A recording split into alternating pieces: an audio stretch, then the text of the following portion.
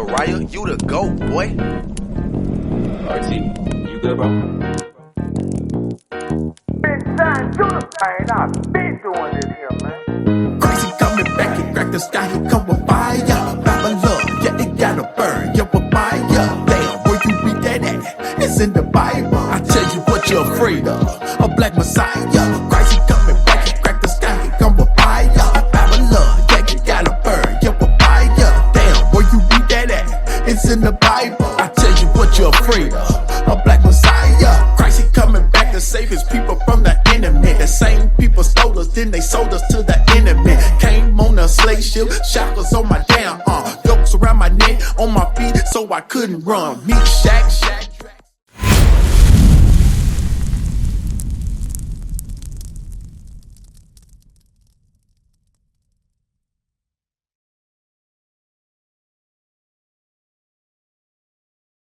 Hey, bro, what's your name, bro? Okay. All right, man. So you know you're Israelite, right? Yeah. Okay, so why you not congregate with nobody yet? What's the hold up? Give me that Hebrews. You don't know? Well, guess what? I'm gonna show you that it's a law that you gotta congregate with your fellow brothers and sisters. All right? So you're gonna learn that today. How you doing, sister? Come on over. Come learn your true history. Read that. The book of Hebrews, chapter 10, verse 25. Not forsaking the assembling of ourselves together. Right, not forsaking the assembly for ourselves together. Why? As the manner of some is. Why? As the matter of some is, right? So you know you're an Israelite, right? Right, so our people know they Israel out here, but they forsaken the assembly. You know what I'm saying? Like they was doing that back then. So the Lord is telling you as an Israelite, once you know who you are, it's something that you got to do. Give me Zephaniah 2:1. Right, because it's more than just knowing you're Israelite, right? It's more than just knowing your nationality. Now that you know who you are, right? That's the greatest knowledge on earth. Knowing that you are an Israelite. Why? Because the world teach you a nigga, right? The world teach you black. You a gangbanger. You African American. The world don't teach you that you are an Israelite. Read that. How you doing, brother? Go ahead. The book of Zephaniah, chapter 2, verse 1. Gather yourselves together. Yea, gather together, O nation, not desire. Right, so God said, gather together, O nation, not desire. How you doing, brother? How you doing, brother? You see us up on that sign right there? Where you at right there? I'm Manasseh. You Manasseh? Well, guess what? You're an Israelite according to the Bible. Did you know we was brothers? The so-called Negro and the so-called Latino man, we are brothers according to the Bible. Read that again. The book of Zephaniah, chapter 2, verse 1. Gather yourselves together. Yea, gather together, O nation, not desired. Right, so God said, gather together, O nation, not desired. Who's not desired here in America? I'm asking you. Black. The black man, who's not desired here in America? Cuban. The Cuban, the Latinos, right? The blacks and the Hispanics and Native Americans are not desired here in America or in the world. Read it again. Gather yourselves together. Yea, gather together, O nation, not desired. Right, so God said, since you're not desired, God said, gather together. Why? Because we have enemies. Right. And I'm going to show you that. Give me that in Psalms real quick. I'm going to show you that God has enemies and so do we. Why? Because we're God's chosen people. That's right? Get that real quick. Psalms 83:1, right? Crafty counsel. I'm going to show you. We're going to show you out the Bible why everything is set up like it's systematically set up. The Lord going to show you that. But this is what the churches have not taught our people. Many of our people go to church, right? You've been to church, right? How come the pastor never taught you your nationality? Bring it out. How come the pastor never taught you why we in the ghetto? Why are we the most hated? All they say is give your money. Just pray about it. Read. The book of Psalms, chapter 83, verse 2. For lo, thine enemies make a tumult. Right. God said thy enemies make a tumult, meaning an angry gathering. Go ahead.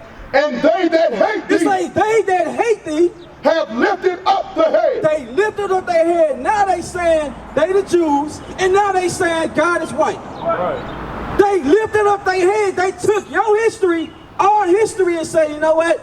Them niggas ain't nothing. We gonna claim it for ourselves. All niggas want to do is smoke, drink, and get high anyway. Read. They have taken crafty counsel. They say they took crafty counsel. You think you being in the ghetto is like by accident? No. They took crafty counsel.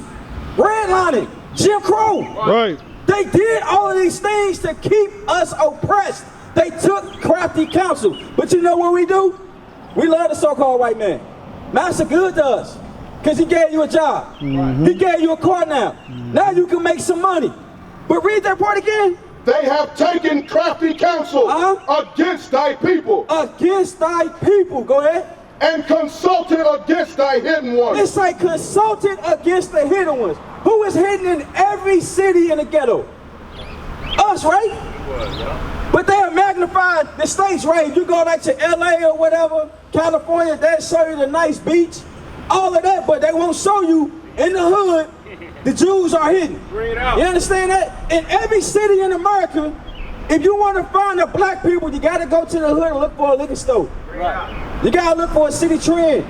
You understand? You got to look for these things for us. Go ahead. They have said, come and let us cut them off from being a nation. You know what they say? They say we got to cut them off from being a nation. This is why the black man don't know who he is today. This is why we do not know our nationality. Right. You ask the black man, what is your heritage? What is your culture? He don't know. If you say you from Africa, why are you celebrating European customs anyway? You understand? It's like, read again. They have said, come and let us cut them off from being a nation. Go ahead. That the name of Israel may be no more. It say that the name of Israel may be no more. This is why our people don't know nothing about Israelites. This is why they like, what are you talking about? I'm black. Right. My granddaddy say I'm an African American. The white people say I'm a nigga. Read that last word again. That the name of Israel may be no more in remembrance. Is that it? Yes, sir. Right, so it's important for us to come together. You understand? Give me 2nd Ezra 10 and 33. I'm going to show you something else that the Lord commanded the black man to do. Bring it up. Which America ain't going to teach you that. Your pastor ain't going to teach you that. The school system ain't gonna teach you this, but guess what? The prophets are back on the earth. That's right. And the Lord got a message for you, brother. Read it. The book of 2nd Ezra, chapter 10, verse 33. And he said unto me, stand up manfully. You know what God said? God told the black man to stand up manfully. That's right. Why did God have to put this in the Bible? Because God knew in the last days the black man was gonna be a boy. The black man was gonna be a grown-ass boy. All he worried about is sports, chasing women, getting drunk, partying. But guess what? That was all by design. Your enemies set that up for you. Why? Because they understand the power we got. They understand Zephaniah 2 and 1. Right. Once they come back together with God's laws, we taking over. Right. You understand? We gonna take over. It's a matter what you want to do. Read again. And he said unto me, stand up manfully, and I will advise thee. Right, he say stand up manfully, then he will advise thee, because we don't know what it's like to be a man. Give me that in 1 Kings. We don't know what it means to be a man. If I ask you, give me some qualities of a man today, what would you tell me? What does it mean to be a real man? Take care of your family. Take care of your family. Get up and support your kids. Support your kids. Okay, oh, all right, that's not a wrong answer, because that's in the Bible. You got to take care of your kids, you got to work. But guess what? You're going to get the clear definition today of what it means to be a man. Therefore, when you leave today, you're going to know what it means to be a man according to God. You understand? Take heed today. Read that. The book of 1 Kings, chapter 2, verse 1. Now the days of David drew nigh, and he should die. David's about to die. Go ahead. And he charged Solomon, his son, saying, I go the way of all the earth. Be thou strong, therefore, and show thyself a man. Right, so King David about to die, right? He talking to his son Solomon. He say, look, son, I'm going to show you what it means to be a man. Go ahead. And keep the charge of the Lord thy God. So one way of being a man is keep the charge of the Lord thy God. Go ahead. To walk in his ways. Walk in God's ways. To keep his statutes. To keep his statutes. And his commandments. Is that it? No, sir. Go ahead. And his judgments and his testimonies. Right, so you gotta keep his statutes, laws, and commandments. That's what it means to be a man. And what you said was not wrong. Give me that in 1 Timothy about if a man don't take care of his kid. Because you quoted that, right? You said as a man that you have to take care of your kids, right? That's in the Bible. So God is letting you know to be a real man, you must learn God's laws. Right. You understand? That's the only way. There is no other way to be a man but to learn God's laws and apply it. Read that. The book of 1 Timothy, chapter 3, verse 5. For if a man know not how to rule his own house. Right, so God said if a man don't know how to rule his own house, because when you look around Kentucky, right, is the man ruling their house today? They not. You can go anywhere in this country, St. Louis, Alabama, Ohio. When you go in the hood, the black man ain't really there. He's not really there as a whole. You got some, but the majority not in the household. Go ahead. How shall he take care of the church of God? Right, so it's like if the man can't rule his own house, how can you take care of the church of God? You understand? So God is letting you know that yes, you have to take care of your kids. Let me ask you a question. Do you smoke? Did you know that was a sin according to the Bible? I'm going to show you that. See, this the things the pastors ain't teaching. This the things our daddies ain't teaching. Why? Because they didn't know. But guess what? There won't be no excuse today. Get that in 1 Corinthians. I'm going to show you what you're doing wrong. The book of 1 Corinthians chapter 3, verse 16. Know ye not that ye are the temple of God? Right, so God said, your body is the temple of God. Go ahead. And that the Spirit of God dwelleth in you. The Spirit of God is supposed to dwell in your body. Go ahead. If any man defile the temple of God, him shall God destroy. God said if any man defile that temple, he gonna destroy them. Now, let's deal with a car, right? You drove a car before, right? What happens to a car if you put oil inside the gas tank? It's gonna break down, ain't it? So God is telling you, if you put anything defiled in your body gonna break down and he gonna kill you. Now let me ask you a question. You smoke cigarettes, right? So when you smoke them cigarettes, when you read the label, what do the label say? What's the warning sign they give you? Huh? What is it, a surgeon? Meaning you're gonna get cancer, right? Yeah. So this the problem with our people. We so smitten with madness that we'll pick up a pack of cancer sticks. You will read it and say, hey, you're gonna die if you keep smoking this, but we do it anyway. So the Lord is telling you, you're not supposed to be smoking. You understand? You shouldn't be putting nothing defiled in your body, such as cigarettes. You understand that? That's a form of depression right there. You smoking cigarettes is a form of depression. Read that again. If any man defile the temple of God, him shall God destroy. Right, so this is another characteristics of being a real man. You can't defile your body. You understand? Because what you do, your kids gonna do.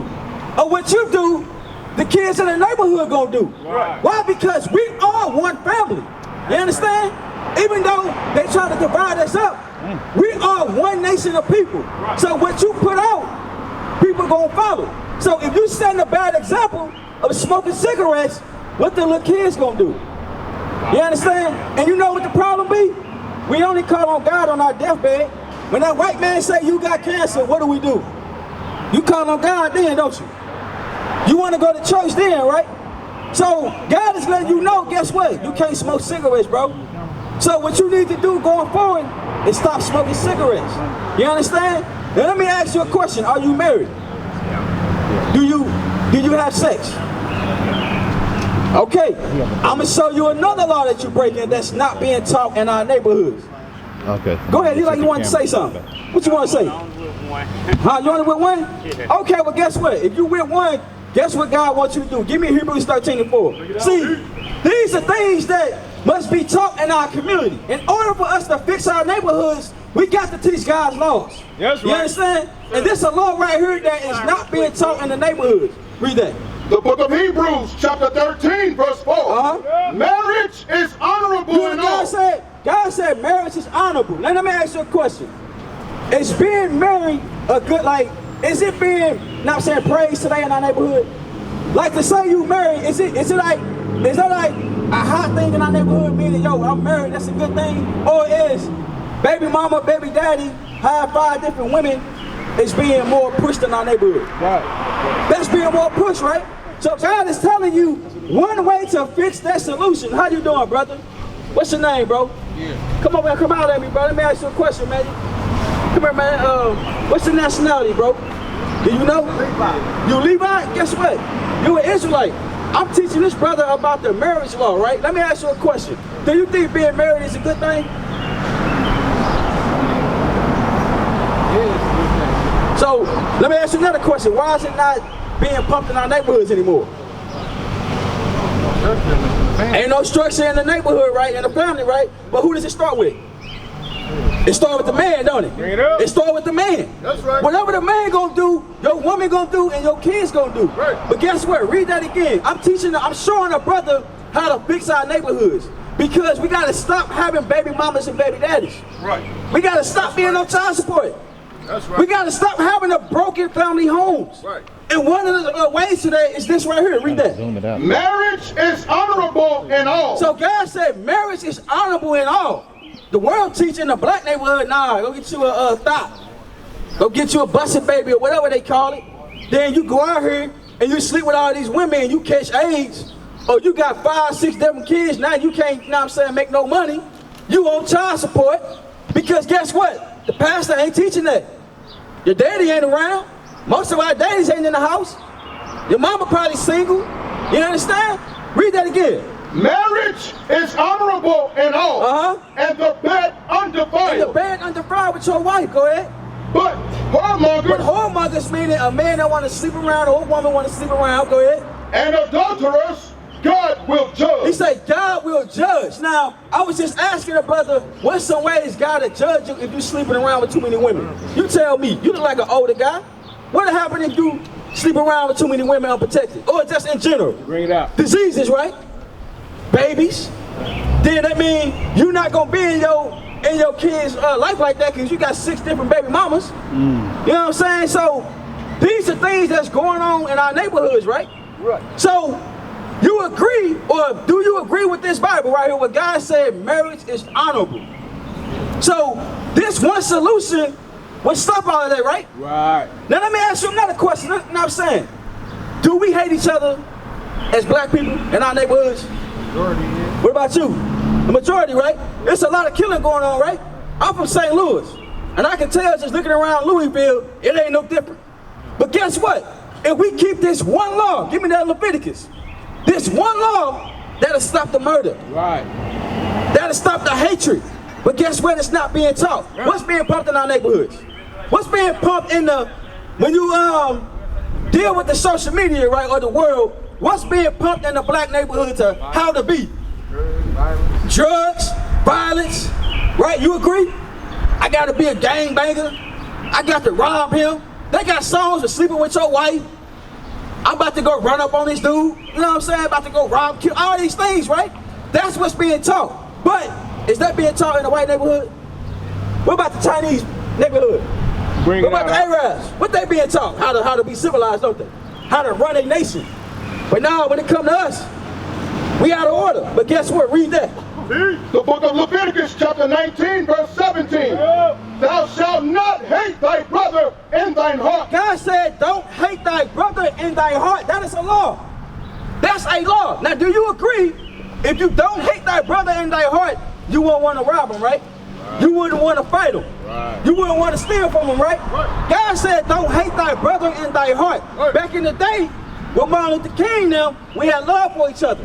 Why? Because you knew who the enemy was. You knew if I fight my brother, that white man might hang me. You know what I'm saying? So we had to stick together because you knew who the enemy was. Right. But how come today, you're like, nah, look, Ray my enemy. That nigga stepped on my shoes. I want his car. White man, your friend. White man, your friend now, and you want to hate your brother. We see that all day. You understand? Read that again. Thou shalt not hate thy brother in thine heart. Go ahead. Thou shalt in any wise rebuke thy neighbor. It say rebuke thy neighbor. Now let me ask you a question.